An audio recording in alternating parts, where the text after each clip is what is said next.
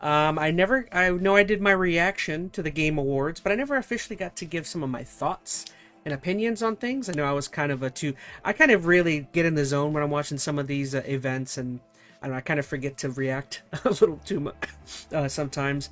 Now, this being one of the more interesting things that I personally saw, I'll be honest, I've only played the first Knights of the Old Republic. I didn't finish it. I don't remember ever finishing it when I was younger. This is something super interesting to me. I don't know if you saw my live reaction, but I kind of pegged this as Star Wars pretty early on. I feel like right around this next part. Like right when I started to kind of see like the details of the ship. I think it's right here. I was like, oh, this is Star Wars. Like right when it shipped Leia, right here. I was like, oh, Star Wars. This is super interesting to me. If you don't know, again, I've only ever played the first Knights of the Old Republic. Never got around to playing 2. I am a massive, massive old school BioWare fan. I'm a huge Mass Effect fan. If you don't know about me, Mass Effect is probably my favorite video game series of all time. I mean, maybe short of like Arkham Asylum or the Arkham series. Love the old school hardcore. Oh, I love the old school Dragon Age. Like, I love old school BioWare. Like, that, like, 360 era BioWare was just, like, a magical time for, like, RPG, action RPG fans, like, Western. It was, like, pretty crazy. So, yeah, this was, like, super exciting for me. So, if you don't know, this is apparently, this is led by Casey Hudson. If you don't know, Casey Hudson originally was the main I don't know if the CEO, but he was like the main guy ahead of BioWare at the time, who basically that means he was in charge of like Knights of the Old Republic, the Mass Effects, the Dragon Ages. He basically was like the head guy of BioWare at the time. So to me, this is super exciting to see that Casey Hudson is essentially coming back to helm. I'm assuming this has to be EA, right? I mean, EA has the rights to all Star Wars. I can't imagine this is not EA. I mean, let me see. Did they ever say? I mean, it's got to be EA. Doesn't EA own the rights to Star Wars? Does it say? It just says Lucasfilm. So it doesn't definitively say EA. Star Wars, blah, blah, blah, Lucasfilm. Okay, maybe I'm wrong. I thought EA owned the rights to Star Wars, but it seems like this doesn't say EA anywhere. Just says Lucasfilm. Interesting. I think the Star Wars rights are all like kind of in a mess, because I do think there is a difference between Lucasfilm and Star Wars. There's like, I think it's kind of similar with Lord of the Rings, where like Amazon owns the movie rights or something, and then some other company owns the book rights. And I think Lord of the Rings kind of operates that, or Harry Potter kind of operates that same way, where like a specific company owns the movie rights, whereas somebody else owns the Harry Potter name. I don't know. It's all very nebulous and confusing. I'm not quite sure how any of it works, but I'm super stoked to get maybe a return to form of like a hardcore RPG. I'm really hoping that. I mean, I did play KOTOR 1. It was a long time ago, and I didn't play a lot of it. But I do remember KOTOR 1 very much kind of functions similar to Mass Effect, even though Mass Effect came later after that. Very similar. I like how in a lot of the old school BioWare games, there was like momentary, the whole pausing mechanic I loved for like as an RPG fan. If you don't know, like in Mass Effect, there was like this really cool, you could pause. There was like, to use some of your powers, you would click one of the sticks, and then everything would pause, and you could like intricately choose what power you're going to use on who you're going to use it on. Very, very cool stuff. There was like some pretty deep weapon mechanics that were kind of going on over there. If I'm getting that, I'm super stoked. Now, my worry, of course, is that that's not going to be what I'm getting, and you're going to be getting more of like a... I'm not saying I disliked the Jedi Survivor series, but I don't know, just the Survivor series just to me wasn't... The Jedi Survivor series I would more compare to like Star Wars The Force Unleashed, where like, yeah, I love The Force Unleashed, but that's not like... That's a totally different experience than KOTOR or BioWare is, you know what I mean? Or Mass Effect is. So if I'm getting... Those are the ones I like the most. So if I'm getting a BioWare, a Dragon Age, KOTOR type experience, I'm super stoked. I think that's why in my reaction video I was kind of so like I was super excited, but I was just I was very tentative. I'm not sure exactly where exactly they're gonna go with this. So super excited. Jedi Survivor felt like those Souls games in a way. Yeah, says Odin is salty in chat. Yeah, they very much tried to lean into that. I felt like the first game was pretty hard in a couple of places, which difficulty is not a problem, but it just doesn't feel. It feels more like it's just a little less strategy involved, and it does feel very I guess fast twitchy. Maybe whoever can react faster typically will win some of those battles, whereas like Mass Effect is just heavily predicated on like you're planning on going in before you get into the fight, which I loved. Like making sure all of your like old school Mass Effect. I loved how it was just like constantly checking your weapons, making sure you have the right like attachments, making sure you have the right. I don't remember. There were like certain element things where you could. It's hard. It's been so long since I played Mass Effect, but I loved all that stuff. And then you had all of your different type abilities, which I love all the branching trees of like moves and abilities and stuff. So that's all my thoughts. I'm super stoked. Casey Hudson signing on. I don't know what the last thing Casey Hudson has even made or worked on. Actually, well, since you mentioned it in chat, let's talk about Star Wars Galaxy, or is it Galactic Racer? I am a gigantic fan of Star Wars Pod Racer. I don't know if you guys remember Pod Racer. That was a game over on I think it was PS2. It might have been also on Xbox. I don't remember if it was on GameCube at the time. Really great game. I really loved Pod Racer. It was very fun.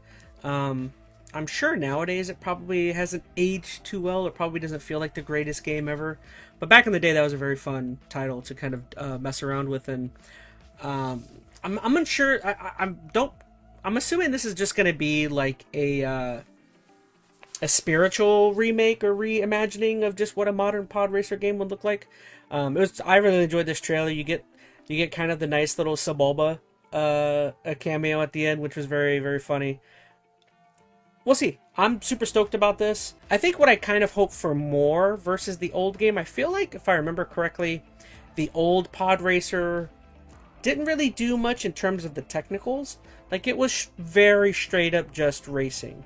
And in this one, I think if you go back and you watch The Phantom Menace, it gets really interesting because, like, Sebulba and all the other ones are kind of like, they're each, like, messing with each of the other racers, and they're, like, sabotaging people during the races. And I really hope that this one kind of leans more into that, and it's not just like, go, stay straight, avoid the elements, win. You know what I mean? I'm kind of hoping that, like, the whole point of, like, Pod Racer is that it's supposed to be kind of like a very roguey, like, very kind of underhanded. You're supposed to be doing stuff while, like, the people aren't watching you. And again, I'm kind of hoping, if you remember, like, Sebulba back in the day, he would, like, I remember he took, like, a wrench or something and threw it behind him, and it went into somebody's, like, engine or something.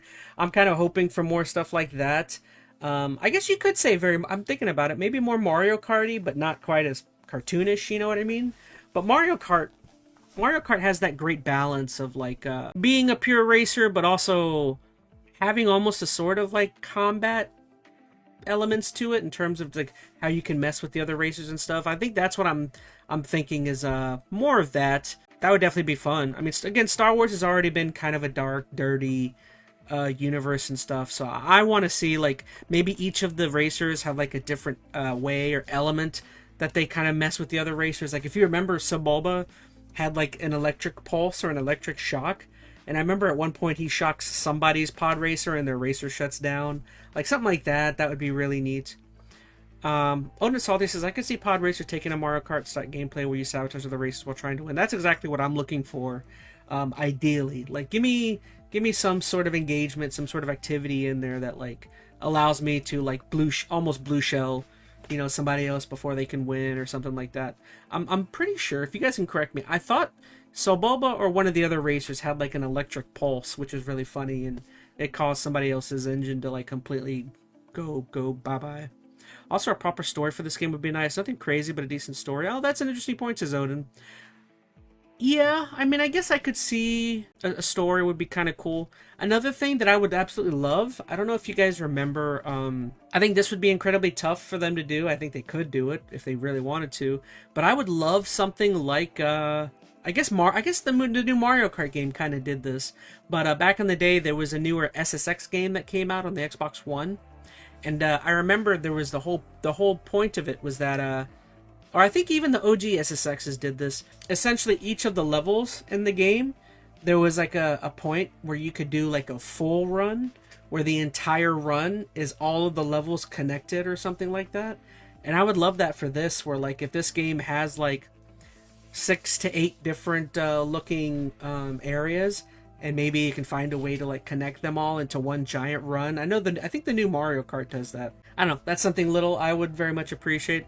Like a whole bunch of different environments and themes as you're racing around would be very cool to me. Other than that, I don't really know what else I would like be super looking for, but that'd be exciting for me. Again, I'm excited for a new Galactic Racer pod racer game. I guess yeah, a story mode or some sort of way of maybe linking it into something.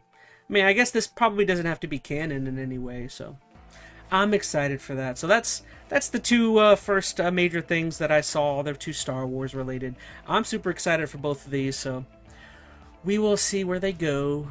What about you guys? Let me know in the chat what you guys think about Galactic Racer and Fate of the Old Republic now? So we're gonna get it. Let's real quick dive into one that is a super artsy one that I thought this game looked freaking cool and adorable. If anyone out there likes anime, this was like a really cool like 1970s themed anime game based on like space travel or based on something like that. This it looked really cool to me by Kepler. Kepler's been on a roll. They've been making a ton of games. But this is one that like really stood out to me. It almost looks kind of like a split fiction. So it's like a co-op split fiction like multiplayer game that takes place in like a 1970s anime art style, which is just like so cool. This is something I definitely want to see if my buddy Phoenix will want to play at some point. This looks really cool. Like I feel like this is one of the prettier things that I honestly saw at this event.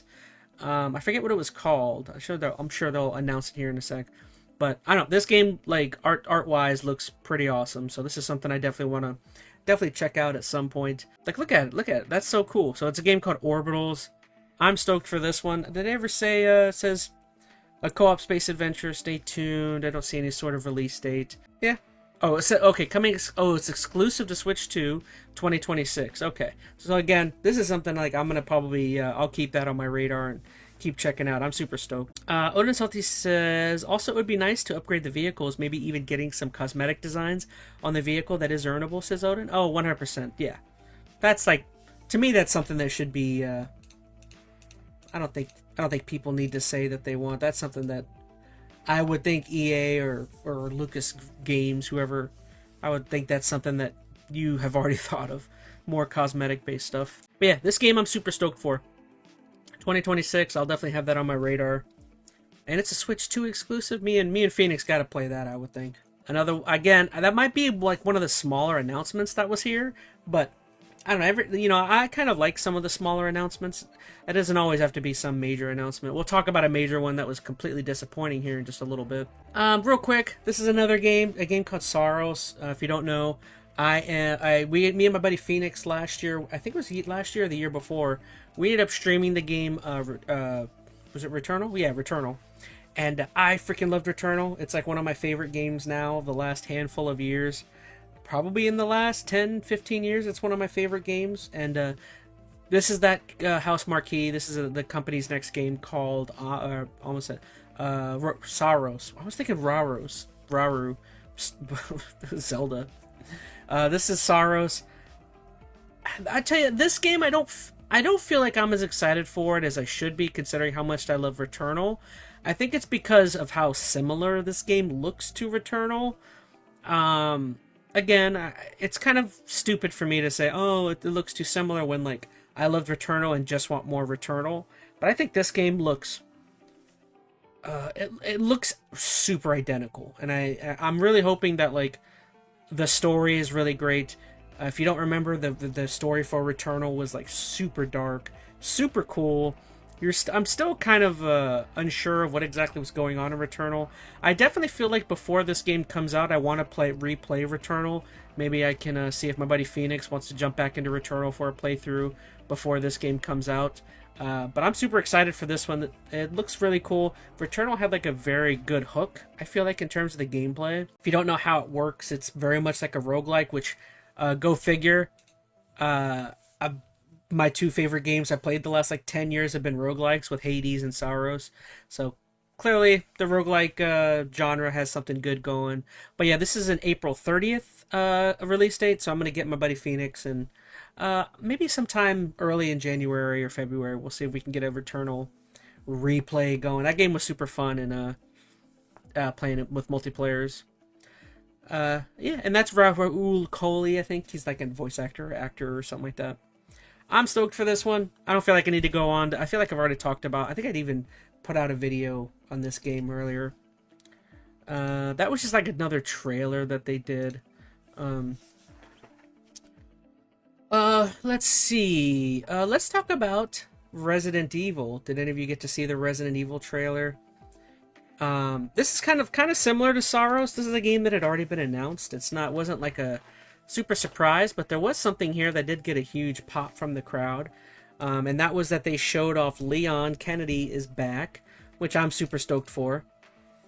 If you don't know, 2026 looks like there'll be some cool games. I mean, some might not be good, but hopefully that's not the case. Looks promising overall. Yeah, I feel like earlier in the year is going to be really good because you have SORUS, you've got Resident Evil is, I think, early in the year as well. Immediately, two great games that are going to be on Sony that are going to be I would think they're going to do very well. Well, at least SORUS may not sell as well than you may think. I think House Marquee is still like relatively like, I loved Returnal and I hoped a lot of other people loved Returnal, but it really isn't. House Marquee is still not necessarily a huge name, I feel like, to most people. Obviously, Resident Evil has its huge fan base. I think it's obvious this game's probably going to sell really well and do really good. SORUS will probably like critically do well. I don't think that's a game that if you're Sony you should be depending on selling like hotcakes, simply because of, you know, it's still a lesser name, you know, in terms of versus Resident Evil. I don't need to keep going on about RE. I'm super stoked for Resident Evil 9. The fact that we're getting Mr. Kennedy back is really cool. If they kind of show him doing all of his roundhouse kicks, and you know, he's got his chainsaw doing all of his punches. I'm excited. If you didn't see, they kind of were pertaining. They were saying that like there's almost going to be almost two different types of gameplay and two different plot elements to the game. So it's almost seeming as though the main girl, I forgot her name already, but it seems like Grace, I think it was Grace. It's seeming as though the main girl is going to be more your horror elements. She's going to be kind of the one that's more in danger than Leon throughout most of the game. And then it also seems as though you're going to get to play as Leon, and maybe he's going to be like your tank, you know what I mean, throughout some of the other sections, which I'm very much looking forward to. I feel like Resident Evil 8 already kind of played into that a little bit, especially towards the latter end when they finally got to start letting you play as Chris, when he was like, he had like the biggest arsenal of weapons of all time and was just destroying people. But this one, I'm excited for 9. I'm really not sure what to expect with what they're going with this one. As of late, I don't know if you've seen, but with Resident Evil 7 and 8, they've been kind of retooling and reworking a lot. Well, I shouldn't say reworking the story of Resident Evil, but they've been trying to add what they can to mix things up. Some of it I like, some of it I'm not like super fond of, but I will say at least what they've been doing is interesting, so we'll see where they go. I'm super excited to see what this new creature is. If you've seen, Grace has been running from this like giant massive creature. I don't know. We'll see where it goes with there. But yeah, I'm stoked. This was definitely a trailer that I feel like got a lot of the pop, was Leon coming back. I don't necessarily feel like it was the biggest surprise ever. I'm not quite sure why people were so surprised. I kind of was half expecting he would. I will say, there is a slight bit of controversy with this, with it being announced that Leon's coming back. People have looked at some trailers, or some, I shouldn't say trailers. People have been looking at some of the artwork for RE9, and people are speculating, that we may get Leon Kennedy's death in this next game. I'm trying to think of, they looked at two other posters that looked almost the exact same style as this poster for this game. And I think one of them was Joel from Last of Us, and then one of them was Tony Stark from the Avengers. And people are thinking, oh, the way he's positioned in this looks exactly like that, like Tony and Joel. We'll see. I would be shocked if they killed off Leon. I don't know. That'll be something to think about. That'll be something that'll be on my mind now when we, whenever we do get to play Resident Evil. I think that would be a big deal, killing Leon off. We'll see. Again, that's just more theories, a game theory. You know what? Let's talk. This one's far more confusing than I was hoping it would be. If you guys got to see the Street Fighter trailer, I'm not super stoked for this movie, TV show, whatever the heck. Me personally, I felt like this looked super cheap. I was half expecting when they had announced this that at the end they would be like, and Street Fighter, this is coming to Netflix. And no, they announced that this is coming to movie theaters, which I don't know. I think this movie looked super cheap. To me, it almost looks like freaking, who remembers Mortal Kombat Annihilation? Now, the one thing is that I definitely think this isn't taking itself anywhere near as seriously as Mortal Kombat Annihilation did. So maybe that's a plus for me. I just know I'm not super stoked for this. I sure as heck am gonna watch it, simply out of intrigue. I'm really hoping Street Fighter looks like it would be bad, but more in a good, funny way, says Odin. Yeah, we'll see. I'm at least, part of me is at least happy that it looks like they're not taking it super seriously. I definitely think that would be a big mistake. But mainly because I don't feel like Street Fighter has any, like, Street Fighter versus Mortal Kombat. I feel like Mortal Kombat has a more serious lore and tone at times. So I feel like a serious Mortal Kombat makes sense. To me, personally, Street Fighter doesn't really seem like something that should be taken seriously at all. I mean, maybe there's more lore than I think, but I've always thought Street Fighter has like a super basic plot line. Not saying Mortal Kombat doesn't, but I feel like the whole tournament aspect, and then all the stuff with Shao Kahn and the Elseworld or Otherworld, Another Realm wars that they have going on in the background, all the stuff happening with the gods, going up against each other. Like, I feel like there's more that you can do with the plot there versus what's happening with Street Fighter, which is just like, hey, fight, you know what I mean? Tournament, you know. I don't know. Maybe I'm wrong on that. You guys let me know if I'm wrong or my thought is misplaced there. Again, I'm not super stoked. I'm kind of curious to see what the rollout for this is. I have a feeling this is only going to be in theaters for maybe a month, and then it'll be on streaming within like 2 or 3 weeks after it launches, but maybe I'm wrong. I could not imagine this isn't going straight to streaming, or, I mean, apparently it's not. It said only in theaters in 2026, I think, right? Let's see what it says here. Only in theaters 2026. Yeah. I think that's dumb. I would have put this straight to streaming, but what do I know? That's Street Fighter. Again, I don't mean to sound so down on it. I think I'll watch it. I think I might enjoy it, but no way of knowing for sure. So, now that we're kind of just blasting through, let's go ahead and talk about the trailer Ontos. This is one that I had mentioned to you guys that I am very excited for. I have questions, many questions about this game, but if you don't know, this is a spiritual reimagining or a spiritual sequel to a game called Soma, which I know I've talked about Soma before. I'm a huge fan of it. This is Frictional Games and then made by the developers of Soma, it'll say here. Soma was an awesome, super confusing, just really cool walking sim almost a little bit. And here I'm super excited. That's almost exactly what I want from this game as well. Give me a super spooky, Very cool sci-fi walking sim. That's probably not going to have a ton of gameplay, or a ton of action and gameplay, I should say. That I'm fine with.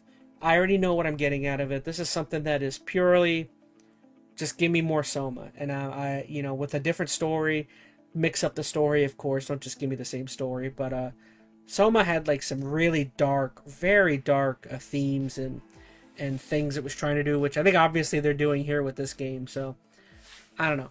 I that's kind of all I got to say. I want more Soma. I want it to be weird. I want it to be kooky.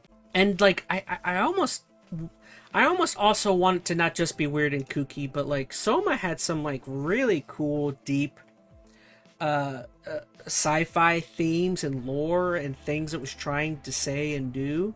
And I want more of that. Give me some more brain twisters, or something that's like something that kind of messes with like your ethical values or your ideals of what, like Soma was playing a lot with like, what is human, what does it mean to be alive, our rope can rope, or if your body's destroyed and your consciousness is still alive, are you alive, what does that mean, what does the human race look like 100 years from now, 200 years from now. Like Soma played with some really cool ideas, and I really hope this game maybe doesn't need to play with those same ideals, but in the same way I would like it to play with some stuff like that. Yes, that's what I want. I want a sci-fi game that makes you think, that makes you question yourself and how you view things. And Soma did a great job of that. Again, me and my buddy Phoenix did an entire podcast chat on that. Go check that out somewhere in the channel if you want. But that was a really cool game. I really dug it. Yeah, that's all I got to say. That's all I want. I want more. I want something that makes me question certain things, that makes me wonder about myself and stuff. I like doing that. I like that. So that was On Toes. And then, real quick, let's touch on this really weird trailer from Larian Studios. If you don't know, Larian is the team behind Baldur's Gate and Divinity, the Divinity series. This one was also controversial from the Game Awards. I feel like there was a lot of people that were kind of mad or upset that they felt like this trailer was too revealing or had too much mature content or something like that. I don't have a problem with it. I really don't care. I didn't think it was that bad. Like there was some sexual it wasn't nudity. It definitely it showed a depiction of like sex acts, but they were covered up, so it's like whatever. I don't know. I didn't have a problem with it. The entire time looking at this, I was thinking at first I was thinking it was Witcher, and then quickly it set in that it wasn't Witcher, and then I was thinking Baldur's Gate, and then eventually when I wasn't sure it was Divinity up until they started showing the symbol. Again, I've never played a Divinity game, but this was a very mature-oriented video. The whole idea, oh, well, there's the sex acts, they're all covered up, it's fine. I didn't know Divinity got so kind of down with some dark themes and stuff, which is kind of cool. I guess it kind of feels very Diablo-y in a way, with how much mature some of the things that are happening. Divinity trailer's brutal, says Odin. Oh wait, now I think I saw some news about the people being upset about Larian apparently using some AI for early development for this game. That would be a little disappointing. Too many people using too much AI. Trailer's very cool. I don't really have a heck of a whole lot. It's hard for me to say. I've never played a Divinity game. I think Divinity games are they typically like a Diablo, where they're overhead and RPG style games where it's like point and click, choosing your abilities and powers is what I'm assuming. But I know a lot of people like the Divinity series. I'm curious. This definitely has me interested to possibly maybe trying to check out Divinity 1 or 2 at some point. I'm curious. If you guys didn't see any of my streams for Baldur's Gate 3, I didn't love Baldur's Gate 3. I don't know why. I couldn't really get into it. I think the game was very hard, maybe I played it on too hard of a difficulty. Maybe I should have played it on an easier one. But I personally felt like that game was tough. I think the part that I kind of gave up on was I couldn't beat this witch in the middle of a swamp or something. She was like a witch, and it was like a Hansel and Gretel type thing or something, and she was she was beating my behind. I think she had like pulled me into like a cave or something, and I don't know. I thought the game was freaking hard as hell. So that's Divinity. There wasn't a heck of a whole lot. I just thought the trailer kind of looked cool. Let's talk about one of my other favorite announcements that got announced. If you don't know, I'm a huge Remedy fan. Gigantic Remedy fan. I love most of the games that they've made. I'm a big Alan Wake fan, Max Payne. I loved Control, of course. If you don't know, this is almost, I don't say almost, it seems like it's some sort of sequel to Control. It's not exactly numbered, but it's called Control Resident, and it apparently centers around Dylan Faden, who, if you don't remember, Jesse Faden was the main character of Control 1.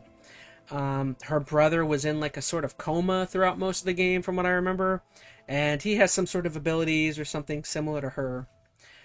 So I'm assuming that, or not assuming, I mean, they kind of show up, but this game somehow centers around Dylan. I believe he has woken up, and he, like the Ents, he has woken up and found that he is strong. That's a deep Lord of the Rings reference. Yeah, there's some sort of, I don't know, kind of similar to what I was talking about with, Soma versus Ontos. This is very similar with Control, where like all I want out of this is, I feel like in this trailer they showed like too much combat type stuff, and it almost looks kind of like they're trying to go maybe for like a Devil May Cry or DMC level of action, when it's like, I mean, I don't know about other Remedy fans like me. I like action in my Remedy games, but what I want mostly is I want story, and I want dark themes, I want weirdness, kooky stuff. And I'm really hoping that they have a lot of that, and they just didn't want to show it here, and they kept it more actiony. Because if they're going more action based, it turns me off a little bit. Again, the fact that I'm getting more Control is like I'm super stoked, I'm super excited. As long as you got to keep it weird, you got to keep it out there, and if you can do that and you deliver some good action, I'm excited. Like, as much as I was ragging on a little bit Alan Wake 2 somewhat, I still really liked Alan Wake 2, and it still was very fun. I definitely want to replay that game at some point as well, but yeah, give me more of that and I'm happy.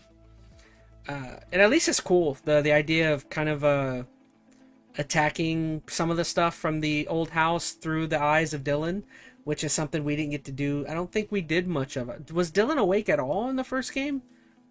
I may need to replay Control at some point to kind of get a better grasp of what was going on there. I haven't played Control in a hot minute. Great game. Great game. Go play Control if you haven't. Go play Alan Wake 1 and 2 and Alan Wake... What was it? American Nightmare? American something? Whatever that other one was. I love that one too. And that's all I got. I'm stoked. I'm stoked. I get a more of a Remedy game with Control. Hopefully we get some of our favorite characters back in cameos. I would love to see some Jesse, maybe Alan stuff. Stoked. What was it? What's his name? The dude doing the dance. He was super funny. What's his name? Doctor... I can't remember. I shouldn't try to. Alright, so the last announcement we'll talk about is something super disappointing. If you guys didn't get to see, this is the final game that they showed before the Game of the Year winner announcement. And I have no idea why this was shown. I mean, this is something me and some other people talked about in our YouTube chat while this was happening. But they decided to end their show, or Jeff Keighley decided to end his show, with a team-based, was it hero shooter? For some reason that looks like an Overwatch clone. I don't quite understand the rationale with why they decided to show this. I don't know one single person who asked for this or was super excited post the reveal. This was just totally confounding. I don't know why. There were so many other announcements that would have been great to end your show on. Why wasn't Divinity, either of the Star Wars announcements, Control? There's so many. Street Fighter. Ended with Street Fighter. I don't understand. I don't know. This was so confusing. I mean, maybe I'm biased. I've never been big into hero shooters. Marvel. Was it Marvel? What's the big game? Marvel Rivals. Like, I liked Rivals. But like, I don't know. That's just not my kind of game. I don't know. And I think what's more disappointing is that they had announced. I wouldn't give this game a try unless it's free, says Odin. I think what's more disappointing is that they had said that this game was put together from like ex Titanfall devs, which is like super disappointing. That like me and other people have been saying for years, we want more Titanfall, and all these companies, EA or whatever, are just, we're never getting more Titanfall, man. Like the fact that like this is where they're deciding to go. And granted, this, I know this isn't EA, but like the fact that EA has been not doing Titanfall, and then ex devs are not doing something similar to Titanfall, or are more chasing Overwatch or whatever. What was that PlayStation game that got canceled? What was that called? I can't remember the name of it. What was the I can't remember. There was a hero shooter from PlayStation that they was supposed to have out this year, and they ended up canceling it because people were like, ew, I don't want to play this. I don't get it. You would think these companies, like, companies are weird, man. I'll say it, just because something is immensely popular does not mean you should chase it, because things that are popular go out of popularity a lot. Like, just because something, like, if you jump on something that's popular and you don't put it out within a month, putting out a game a year later, years later after the hero shooter fad, you're gonna be late to the game. It makes no sense. Concord, says Odin. There you go. Like, putting a game like Concord out or this out several years after the fad of hero shooters is like, dude, you can't. That can't be how you spend your money, is chasing fads. And like, if you're gonna chase a fad, you've got to do it now. You've got to do it now. Oh, hero shooters are popular. This game's got to be out within a month. I know it's not possible, but like, you're just like throwing money into a dumpster. You know what I mean? It's like, I don't know. I the whole fad. You gotta make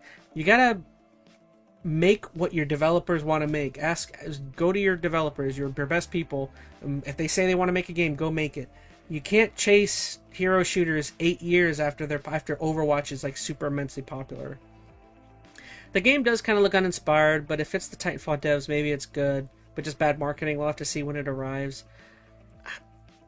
Maybe. I'm not interested in a hero shooter. I've tried it out for a little bit. They weren't my bag. You know, I don't know. Chasing trends is always going to get you in trouble if you're late to the game. That's the problem, is if you're early or you're right on time, you'll be okay. But if you're late to the game, you're just wasting money. All right, so shoot, we're only 1 hour in, and I've only got 2 things left to talk about. I heard a few of the Concord devs are actually on this studio working on this game. Well, best of luck to them. Hopefully another one of their games doesn't get trashed. Alright, well, let's watch this one video that I've got lined up. We don't need to watch the whole thing, but I am a big fan of the ActMan, and ActMan did a video himself on the Game Awards. I'm kind of curious what his opinion on some of the Game Award announcements and stuff were. Take it away, ActMan. Were the Game Awards rigged? Why is being French so awesome? And will Half-Life fans ever omelette du fromage? I mean, will Half-Life fans ever quit their hopium habit? Oh, what's up, everybody? This is the ActMan here, and the Game Awards just wrapped up. Let's see. Odin Salty in chat says, I went on a walk today and played games with my brother, so I had a chill day. Hey, that sounds nice. I like the ActMan, says Odin. Yeah, I've been watching him for years. Longest presentation of all time. 3 hours and 45. My worry ever since I started my channel, because I started it around the time the ActMan kind of got going, was my worry was when I named myself ChazmaN, that eventually people would be like, you took the man at the end of your name, you took it from ActMan, and I'm like, no, it's impossible. My dad was calling me ChazmaN back when I was a little Chaz, so that's where I got ChazmaN from. I already know that's going to happen. Someday someone's going to be like, you stole ChazmaN, the man part from ActMan. And I'm going to, that's, again, I got ChazmaN because that's what my dad used to call me. That's my argument. Half-Life 3 Reddit was going chaotic after the Game Awards. It was hilarious. Oh, because a lot of people were speculating it was going to be there. Minutes of pure I do non-stop remember all gaming that. action and hype. I remember that was a lot of people were like, oh, a Half-Life 3 could be there. Or the new God of War something was going to be there. I wasn't expecting any of that. With some questionable trailers. Welcome to Highguard. Oh, this is ass. This is really ass. I love this time of year. In fact, I love this time of year so much, I got dressed for the occasion. Dang the Seahawks. holidays are right around the corner, and the Game Awards serve as a moment for us to stop, look back, and celebrate all the fantastic games that have come out in 2025. And boy, did we need a good show this year, because 2025 is a year I think we all might want to escape from. Even more exciting are the reveals and trailers, but also the anticipation. I totally forgot. I didn't show that I didn't have that included as one of my trailers because I was already excited for this, and I don't know, I felt like we'd already watched it. I am very excited for Lego Batman. I think that's like middle of the year, but that's another one. Lego Batman's going to be very fun. I think Lego Batman's like June or something like that. I'm stoked. I'm stoked for that one. Skylar Twilight said, bruh, no way I dozed off again. No, you're good. Appreciate you being here, definitely. Hopefully you got a good nap. We're like an hour 20, and I've already talked about everything I cared about talking about, so now we're just watching a video to end things out, or I'm kind of just relaxing at this point. The hype. What's going to be shown? What are we going to see? There were rumors of a KOTOR 3, a Half-Life 3. Hold it right there. I know better than to get my hopes up for either one of those. Some franchises made a more than overdue Oh yeah, triumphant Ace Combat return, was and cool. some fan bases fell for it again. So today we're doing a rapid fire recap of the Game Awards, all the best moments, the best games revealed, and we'll be diving into my personal. Ackman is stealing my thing. I guess technically I would be stealing because I put this out after him, but I just did my Game Awards reaction to things. Not cool. You know what? Ackman stole his game name from me. There you go. When people say ChazmaN, you stole the ChazmaN from the Ackman, I'm gonna say Ackman stole it from the ChazmaN. There you go. The old reverse card, reverse Rooney. Favorites. You as liar. I give you my thoughts on some of the more controversial aspects. All this and more coming up in this fantastic Game Awards video. But first, the holiday season is upon us, and not you're no an doubt ad. looking to do some Christmas shopping. And I suggest you look no All right, further Ackman, than I'll let your ad Holstern, play. the sponsor of today's video. What's in the box? Just an elegant watch. Holstern is a brand that specializes in watches and jewelry for both men and women. Whether you're looking to add a little bling to your outfit or want to get something nice for a special lady. Odin Salty says, I actually watched the Game Awards for the first time through Axeman's stream of it, says Odin. Ah. That's okay. I'll allow it. Oh, that's right. I wasn't here live. Okay. You're excused. I wasn't live. I was out of town. And then second time was your stream. You're good. I'm just ribbing you. I would have watched Ackman's as well. I love Ackman. I've been watching Ackman for a long time. When he first started, I didn't start watching him when he first started, but I started watching him immediately when he was like, I feel like he started getting big maybe around 2021, 2022. I was watching him early for all of his Halo videos. He was doing a ton of Halo videos at the time, and that's when I was watching him, honestly. Of yours, Holstern is the best place to look. And as a bonus, they offer express worldwide shipping, and all orders placed by December 19th are guaranteed to arrive by Christmas Day, even if you live in a ghost town. Personally, I like the numerary ring. It has a Lord of the Rings vibe to it. Each piece of jewelry has multiple color variants. I tend to like gold and black, though as a Seahawks fan, I am required to hate the Steelers. And if you're shopping for your girlfriend, spouse, or wife, might I recommend the Suncatcher earrings? The nice thing about Holstern is it's the type of gift that people will think is more expensive than what you paid for it. And most women can sniff out the cheap stuff. They have a wide variety of styles, so there's bound to be something you like. And the prices only get more affordable when you use code ACTMAN at checkout for 15% off your entire order. So check the link in the description, head on over to Yeah, Holstern and get yourself Ackman. or a loved one something nice this Christmas. Yeah, and yeah, thank you, yeah. Holstern, for sponsoring this video. And now for something completely different. Overall, I thought this Game Awards was one of the best that I've seen. Man, they're building up so much. What the fuck? What is he doing?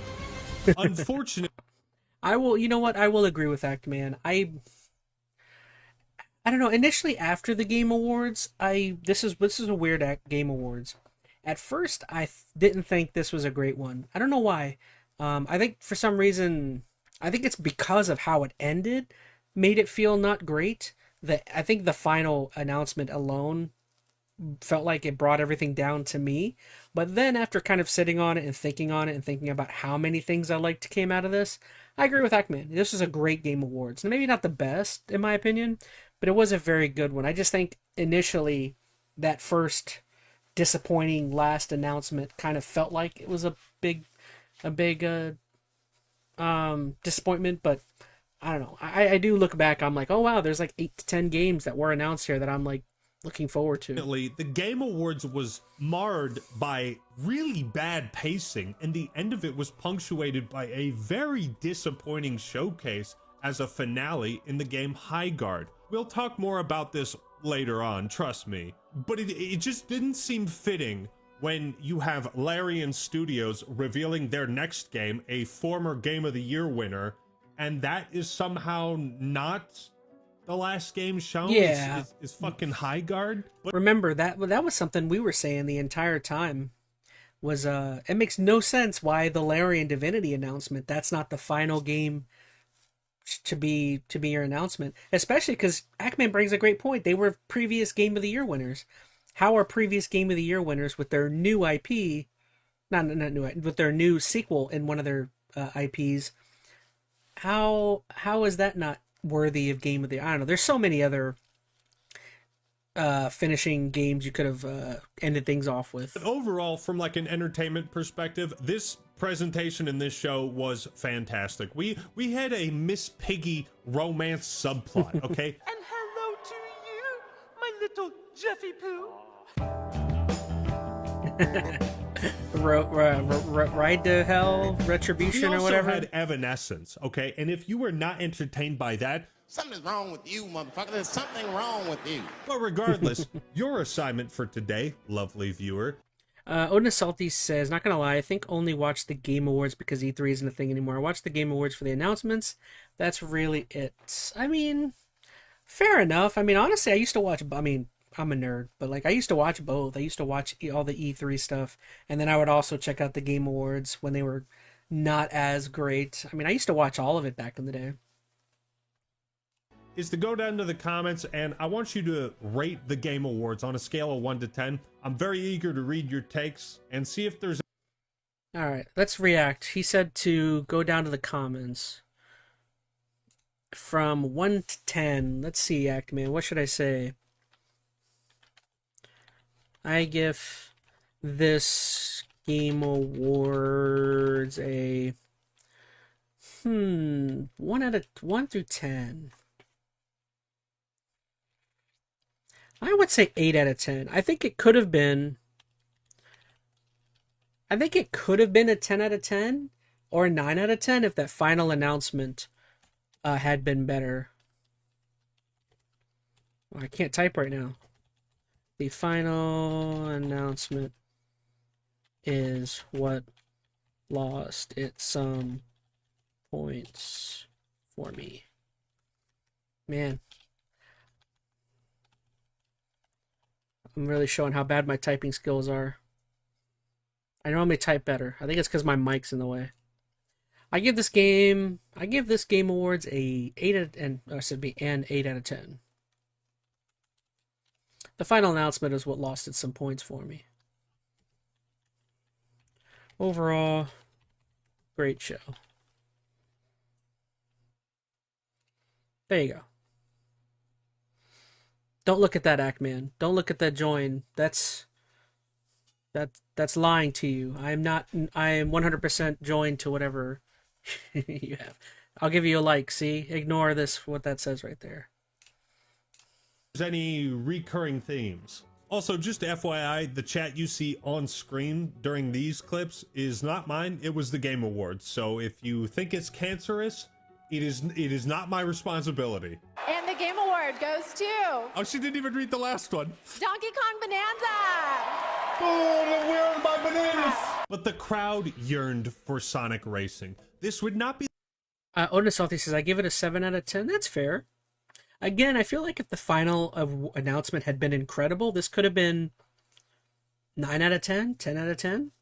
I think the last announcement is really weighed down. The first time Sonic would be snubbed in the Game Awards. Audio Mech.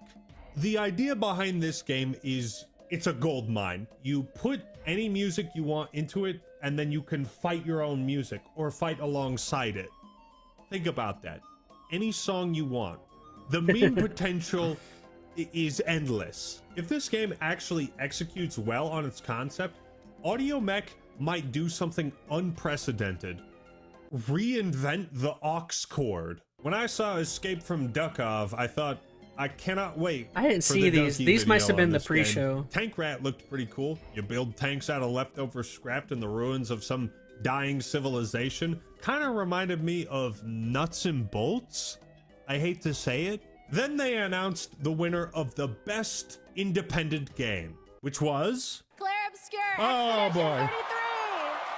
This award began the reconstruction of the Maginot Line. And yes, I hope you are all prepared to learn some fun facts about French history today. My initial prediction was that Expedition 33 would win Game of the Year, but that Silk Song would get Best Indie Game as a sort of runner-up prize. I was wrong. But out of all the new games announced that weren't part of an established franchise, Bradley the Badger is my number one. It's really hard I didn't see this to one. sell me on a cartoony character like this for a 3D platformer. The margin of error between charming and irritating I did not is see this one. razor thin. Okay, that went hard as fuck. 10 out of 10. 10 out of 10. The tools they showed off reminded me of the wrench in Nuts and Bolts. I can't believe I'm making a second comparison to that game. Except Interesting. in Bradley the Badger, this tool is actually used for cool platforming gimmicks. I love 3D platformers, but this one also had a twist. It takes Okay, I place did not across see Bradley the different worlds Badger. inspired by other popular games. The second twist is that these games, these other worlds, are stuck in development hell. It's such a unique idea, I can't help but be down with it. And look, to all the Bloodborne fans out there, I know you guys might be huffing your last bits of hopium. You might be running out. But at least you have Badgerborn, okay? Badgerborn. Tried. Badgerborn, what the fuck? You have Badgerborn. It's something. It's more than what the Half-Life fans got. They got nothing. The award for Best Adaptation went to... Let's see. Sonic Racing fans were devastated this day, says Odin. That's right, because they lost Best Family Game or something. What did it go to? Bonanza? Mega Man fans were happy, though. Were they? From what I understand, there's some people kind of criticizing the quality of the Mega Man game they showed, but yeah, I'm kidding. I mean, I do think it seemed like overall they were happy with it. The Last of Us Season 2. What? Excuse me? Chicken jockey? God damn it, Neil wins again.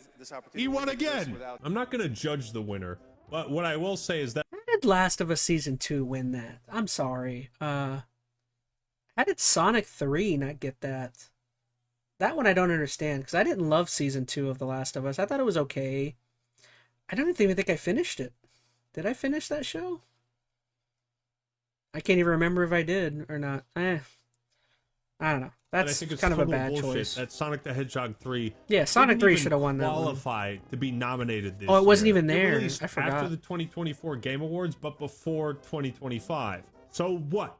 There's just a dead zone in the calendar now? Who's running this show? Is it Jeff Keighley or Garlic Jr.? Never mind the fact that I think this was Jim Carrey's best Hold on, performance. a Garlic Jr. reference?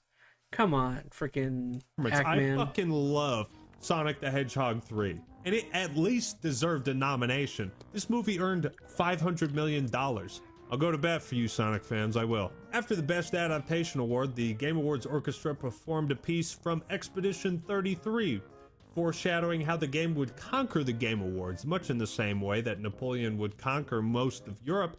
At this point, Jeff started glazing Expedition 33 harder than Louis XVI's neck glazed the blade of a guillotine back in 1793 during the French Revolution. He started hyping up this next game, and I thought, all right, what disappointment am I going to see next?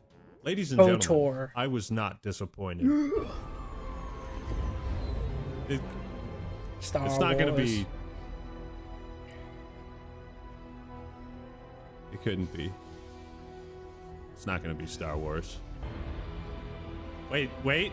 That looks like Star Wars. I didn't see Ackman's reaction to this. Looks like Star actually. Wars.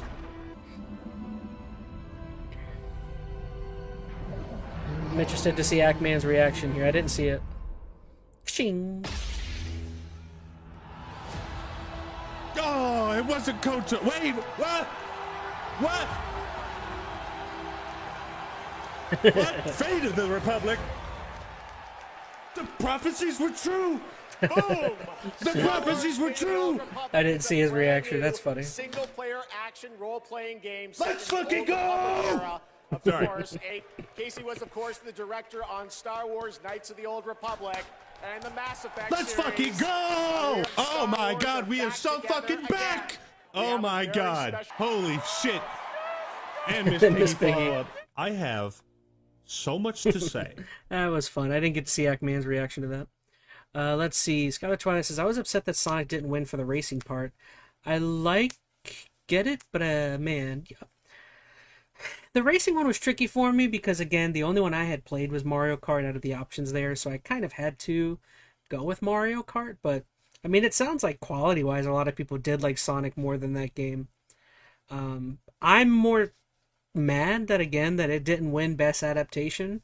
I didn't love that second game, so I don't know how that game keeps winning awards when, like, not a lot of people love it somehow. I don't know. Star Wars: Fate of the Old Republic. I have to make another video about it because if I start yapping now, I'm not gonna stop. But I will say this: a sequel to KOTOR 2, which released in 2004, and it's a single-player RPG, not an MMO, I genuinely never thought I'd see the day. KOTOR 2 is one of the best written games of all time. Same with the first one, and the fact that they're trying to remake and continue this series is admirable. The KOTOR remake, as I've heard, is not off the table. It's not in purgatory. Time will tell, of course, but this felt like a moment that we were owed 20 years ago. They also had a Battlefield Friends ad, and a true man does not speak ill of Battlefield Friends. I saw some haters and I could not believe my eyes. But they also had John Carpenter's Toxic Commando. Yeah, this one we had known about for a while. Another maybe Ackman didn't know about zombie game. Angry Joe in shambles right now. Now this game didn't look like anything spectacular. It wasn't bad, but it has John Carpenter's name attached to it, so you've got my attention. But moving on to the main event. In late November, Jeff posted a picture of some kind of statue. This was all leading up to the announcement of Larian's next game, which at first looked to be live leak footage of the Salem witch trials. I don't know how they uncovered that, but they did. It's so gruesome and visceral, I can't show you the footage of the trailer without age restricting the video and demonetizing it. That's how you know they got balls. And this trailer was absolutely phenomenal. I didn't actually think Larian would be making a new Divinity game. For those that don't know, before Baldur's Gate 3, they were known for Divinity Original Sin. The second game is one of the greatest RPGs you'll ever play. Original Sin 2, I prefer that game over Baldur's Gate 3. I'll be honest, I'm not a BG3 hater. I just prefer the combat in Original Sin 2. If I'm not careful, I'm gonna start a new playthrough, man. That game's like 150 hours. You guys have to stop me. But this is what was so bizarre about the Game Awards and its pacing. You had a new KOTOR and a new Divinity game. Like, these are the two biggest standouts of the Game Awards. And yet they were only separated by the span of 7 minutes. The Game Awards was awesome. The pacing was off. After that, fellas, I couldn't even focus on the trailer for Resident Evil Requiem because once Leon Kennedy showed up, I Well, I've never questioned my sexuality in such a short amount of time. I'll be the first to it. If you haven't seen Ackman's, he did a review, I think, of Resident Evil 4. He's a big fan of those. There's surprisingly a lot of people who like Resident Evil 4. I've never played Resident Evil 4. It's honestly one of the few ones I haven't played, which, go figure, it's like a lot of people's favorites. But people that jump to mind for Resident Evil 4 for me are like Ackman or Angry Joe. I know is a big fan of that one. Who else am I thinking of that's a massive RE4 fan? I can't think of them. There's somebody else I watch that's a big fan. I don't know. I'm not going to try. Admit it, when Leon showed up, I was gay. Oh my God, is that? Oh, he's hot. Oh no, he's hot. Was that my boy? Yeah, I'm gay. I'm so gay. I'm so gay. Then Laura Croft showed up and I went back to being straight and all was well in the universe. On the real, Leon returning, not just in a remake, but in a brand new game is really cool to see, because you're not restricted to those old original games that you have to remake as character. You can take it in a brand new direction that hopefully, you know what, maybe leading up to RE9, maybe I need to play Resident Evil 4 at some point. Maybe that's another game I'll see about making some time for. Maybe this month or next month. Maybe we'll try and squeak in a Resident Evil 4 playthrough. I never played Resident Evil 4. And I know they have that new remake, which is like a lot of people say is really good. Maybe that's something we'll try and dabble into eventually. Clear of Resident Evil 6. Then Jeff was like, all right, homies, the next game you're about to see is the craziest shit you've ever seen. It's been 10 years in the making. It's a project that has been 10 years in the making. 10 and years. It looks like this. Now, I don't want to hate on a puzzle game just for being a puzzle game. This is the one I said I'm never going to play. You got to try to temper people's expectations. You can't be building this much hype up for a game that looks like this. You know what I mean? I almost forgot about Xbox at this point, but their only real appearance was some bizarre commercial that like showed some guy going through the Xbox vaults. What is that, Halo 2026? It almost just felt like a reminder that Xbox wanted to tell people, hey guys, we still make video games, don't forget about us. But they didn't have That's exactly what it was. Show people. Maybe they have their own showcase. I guess we'll see, but... No, that's exactly what that was. Like, I remember watching it live in the moment, and I'm like, all you're doing is just reminding people, hey, we're a company, we're not defunct, we're not bankrupt. we have all... It almost felt kind of in a way, it almost felt kind of insulting, because it almost in a way was them like being like, hey, we're sitting on all of these really cool IPs that you guys care about, and they're pushed away into this vault, and they're never going to come out. You're never going to see them.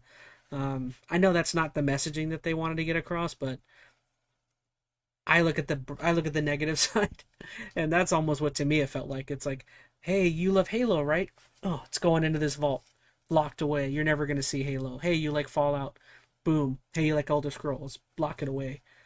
Put a block on it. Under key code. No one can get in. Odin Assaulty says, my boy Xbox fell off hard. Yeah. It's sad. It's sad what's going on. I think Xbox just needs to give it up. Just get out. Just stop. Just get out of the video game market. Maybe sell off your IPs. We already know Microsoft just wants money. Just get money off of the IPs. Sell off Halo to Sony or whatever. Like, just at this point, I kind of just want Xbox to just go away. Just sell off the IPs. Give it to some company that's going to actually make stuff that's quality, or try to at least. I don't know. Faith in the Xbox brand is at an all-time low, and I don't expect anything good to come from them, to be honest. I hope I'm proven wrong, but I hope I'm proven wrong. Most anticipated game, huh? I wonder what's going to win that. The Game Award goes to Claire Obscure, Expedition 33. Laura Croft showed up. She looked sexy as hell. I went back to being straight, and they announced not just one, but 2 Tomb Raider games. Hollow Knight did end up winning Best Action-Adventure Game, which is some consolation prize, I suppose. And the Game Award goes to Claire Obscure. The sweep continues. 33. The sweep continues. But of course, Expedition 33 won Best Art Direction, much like how the Louvre won Best Art Direction after the Mona Lisa was installed in the museum back in 1797. grab your baguettes, we're not done yet. Because they also won Best Debut Indie Game, much like how the French previously won Best Debuted Statue with the Statue of Liberty back in 1886. They announced a Diablo 4 expansion where Mephisto moved around he's not like gonna a care. Smiling Friends character. I was hoping it would be a new Diablo game, but, well, you all know my thoughts on, Yeah, on that. he's been very down We'd love on to see Diablo. support from Marvel Rivals. Deadpool is coming. That's a huge highlight. I might hop on for a few matches, not gonna lie. Next, they announced the winner for Best Score on Music, which of course went to Paul Verlaine for his 1869 poem Clair de Lune, which would be adapted in 1905 into the famous piano song. If you are tired of the French history, please let me know in the comments. Some other games were revealed, and they brought out Dan Houser, the brainchild of the Red Dead Redemption and Grand Theft Auto series, to announce winner of Best Narrative. And if you've been following along, you know that this award went to Alex Dumas for his incredible novel, The Three Musketeers. They announced a game called No Law because there's no laws when you're drinking claws. Then Evanescence came out, and that was awesome. Arc Raiders won Best Multiplayer. Stunning Battlefield 6, and it just goes to show that I need to try that game out. But they weren't done yet. Something I did not expect was a Warhammer 40k Total War crossover. They even had an RTS game shown off in the Game Awards. They covered all their bases. I don't care what the haters say about the Game Awards, man. I'm looking forward to this and many other games. I've always been a StarCraft, Warcraft, and Age of Empires guy, but I'm gonna try out Warhammer 40k Total War when it comes out. Although I do think it should have been called Total Warhammer 40k. One of the big shocks was a brand new Star You know, I will agree with him. Like, even though like I'm kind of in that same boat, I've never really dabbled in Warhammer 40k or Total War. I'm not a huge RTS fan. The only real RTSs I've ever dabbled in is like some old school Age of Empires. I have played a little bit of I love StarCraft 1. Never got around to playing StarCraft 2. That's one that I've always wanted to get to eventually, but I'm kind of curious about the new Warhammer 40k Total War game. I don't know, like again, I've been looking for a while for like my kind of dipping my toes into the 40k universe. It's always been something I've wanted to get into, just never got around to figuring out what my avenue is to getting in there, you know? pod racing game, which I have not seen the likes of since the fucking Nintendo 64, man. A new pod racer? By one beautiful dream. What in the fuck? Yeah, I wasn't expecting that. Wow. This is where the fun begins. Star Wars Galactic Racer. Saboba. Oh my god, all right. Nobody asked for it, but I'm here for it. You know what I mean? Unbelievably, God Howard appeared to announce the winner of Best God Game Howard? Direction. I've And never you heard of better anyone believe call him that it went before. to Joan of Arc for the way she directed the coronation of Charles VII God during the Howard. 100 Years War. Shout out Joan That's of funny. Arc. Now I'm man. gonna have to call At this him point, that. it was pretty wild to witness how many awards Expedition 33 was winning. As the Game Awards neared their end, there was something still missing. We The had last yet to announcement. see a free man make his appearance, but it looked like for just a moment it was happening. The vault was being unlocked, the return of a legend, some character kept in cryostasis. Oh, Halo. I'm getting my Master hope is- Chief. Wait a second. Hold on, no, they wouldn't. There's no,